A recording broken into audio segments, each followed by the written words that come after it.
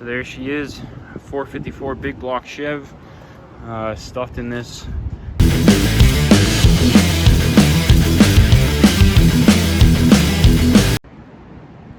Hey, what's up guys, it's DGC Garage here, back with a new series. Seems to be a lot of them, but just trying to keep busy. I picked up this 1979 Chevy Camaro. It's a Z28. It's a factory 4-speed car. It's still manual. It's got a 454 big block under the hood, and it looks like this.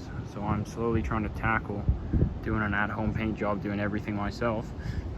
So started here on the back. Well, I already did the deck lid, and I didn't bother recording it because I didn't think I was going to do a series on it. But just attacking this previous owners or whoever sold it to me's auto body work, and the Bondo was cracked on this quarter. Now I don't care about Bondo or fiberglass. As long as the car looks good at the end of the day and this is not a salvage title, I'm happy. But as you can see, it's cracked. And the reason why it cracked is because they either Bondoed over rust or they trapped moisture behind it and it just started rusting out the panel. So unfortunately, while it looks like crap, the body's fairly straight, and I haven't found any welding to do for sheet metal, just dents here and there. But it's a misleading. My lady thinks it looks like a jawbreaker, but she's not wrong. So hoping to have it all one color and up and moving this this summer for car season. So I'll slowly go over all the process of knocking out all this, putting some primer on it, seeing the highs and low spots, and where to add your fiberglass. So stay tuned.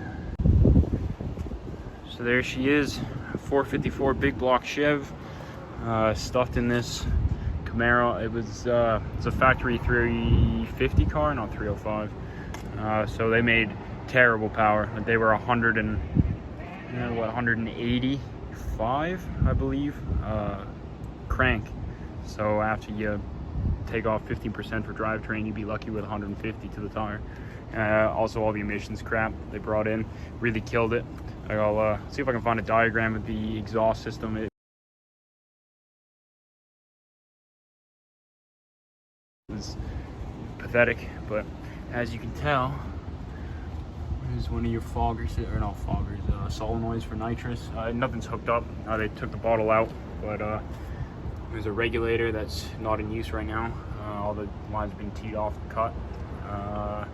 But yeah, so I mean, it pulls hard. I gotta go underneath and drop the trans because I'm having issues with the shifter, but I'm thinking it's either a Borg-Warner T10 or Super T10, or it's the Muncie M22, I believe, because it's 4-speed and it's linkage, external linkage. It's not a top loader. So yeah, it's a sweet car and it's got lots of potential, but getting there is going to be a pain.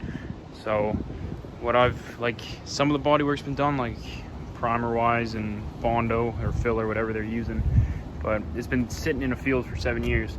So wherever you see cracks like this, water's either got behind or they just covered up some rust and it's expanded and cracked it. So wherever I see cracks, I got to grind it all the way back to metal, repair all the rust, and re-Bondo it. I don't feel like cutting out quarters on a car. Like, a good day is worth 20 grand when it's all done and painted and it looks pretty. So I'm not going to be cutting out quarters and spending 8 grand on patch panels and then weld them in, which will take me 100 hours to blend everything. And so, like right here, it's not. I got obviously a lot more fiberglass work to do here. You can see the pits and everything where air was trapped. I just needed a base coat so I can see what I'm doing. So I just got to reshape in this line, sand it back a little bit, and yeah. So this is an example of where it had cracked, like in the previous clip, and there was water behind it. So that's either poor prep or somehow it's got behind there sitting. And unfortunately, I gotta start again on what the previous owner had started. Like up here, there's a little nick in the middle, and I sanded out all the rust, but it had cracked there and there's rust behind it. So unfortunately, my little electric sander right now is hurting, so I don't think I can do much more. I'll toss a couple bits of fiberglass on the spots right here, and then put it in primer so it doesn't rust or surface rust while I'm waiting to come back. So yeah, this is this is the new channel's project car. Hope you guys stay tuned and enjoy the process. It's gonna be a lot of body work, not as much mechanical as I would like, which is where I mainly stick. I'm not a body man, so you'll follow along in the journey. Oh, I picked up new wheels. New wheels are always good because that's exactly what this needs. Not body work, not trans work, not motor work. It's just wheels. So right now it's 215 on the front and 255 on the rear, I believe. Oh my god, that's gay. 215 on the front, 215 on the rear. Nah, we got 275s for the back and 205s for the front. So we're talking full-on drag setup. They're on I'll show a clip of the wheels, but what are they? Center lines, authentic original center lines on brand new rubber. They look stunning. So I'll insert a clip, and I hope you like them as much as I do. Either way, it doesn't matter. It's my car. I'm gonna do what I want. So these are the wheels I picked up for the Camaro. Got 205s on the front, 15, and then 275 for the rear. I got these wheels for a pretty good price. It's funny, if you watch my flipping series, these cost more than both the first truck and the second truck combined. I paid 1,500 Canadian for them. Brand new rubber, and here in Canada, what is it? 275s and 205s is $1,700 new, and these have 0 kilometers on them. And the wheels, so basically I paid for discount tires and the wheels were free. So I'm pretty happy with it. I think it'll look great, and it's got 215s all the way around right now. So these are going to be the front runners. Next, that's a mighty fine difference. So I think it's going to look great. So I figured I'd show you these now, and clearly I like center lines. I bought it for my 65, but I'm going to sell the car before it's going to be done, unfortunately. So yeah, not half bad at all. Had it built for a bottle, so it was on the nitrous. I do believe it was 454 in it. It's built.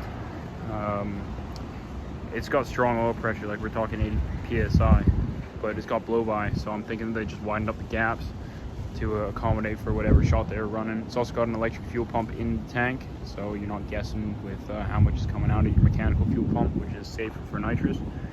So here's the interior of the car. It's in great shape. Like, carpets are good. Floors aren't rusted out at all. It's still got the factory undersealer on the bottom side of the car, but it needs some love, absolutely. Like, dash pads or dash is cracked. It's not a square body, but it's missing a couple, like the radio and one of these block off plates for the vent.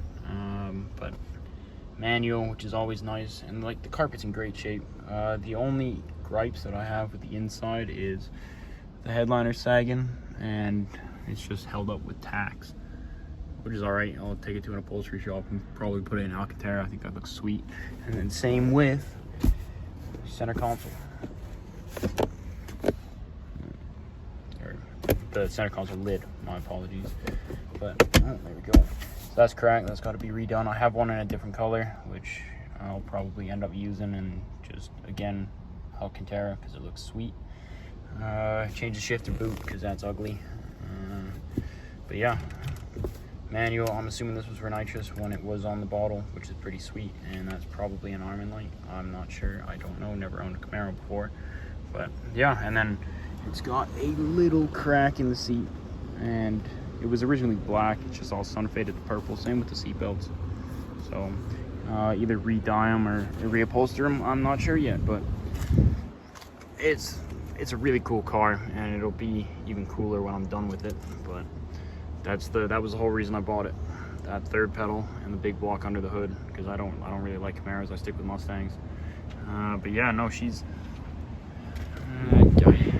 there's so much potential here, but it's just gonna take me a little while to get there. So if you guys want to see more of the body work, I got no problem setting up camera and filming and walking over what I'm doing.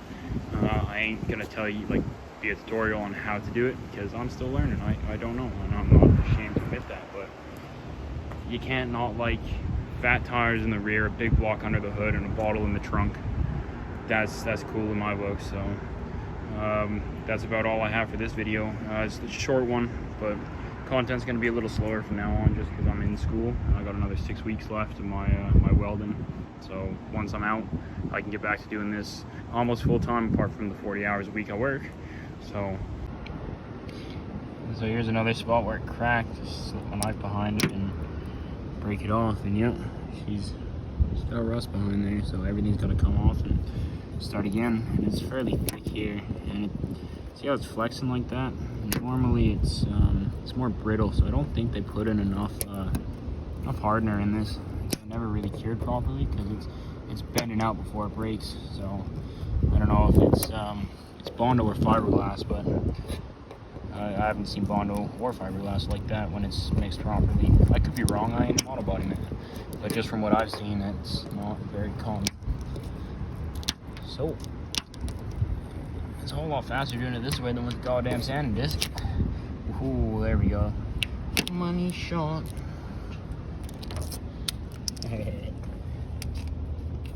Yeah, that's there it is. It's pretty wild. Well, at least I get a fresh start. I got the last little bit of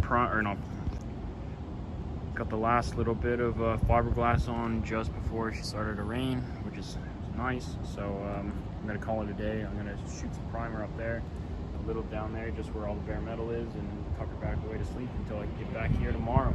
Hopefully she's not raining and I can get done with this quarter panel, and that'll make me very happy. If I could, by the end of the weekend, so today is Saturday, tuck her away tonight, get back out here tomorrow at 9, because I got to grab a new vacuum pad for that sander, because the Velcro's not holding my pads anymore.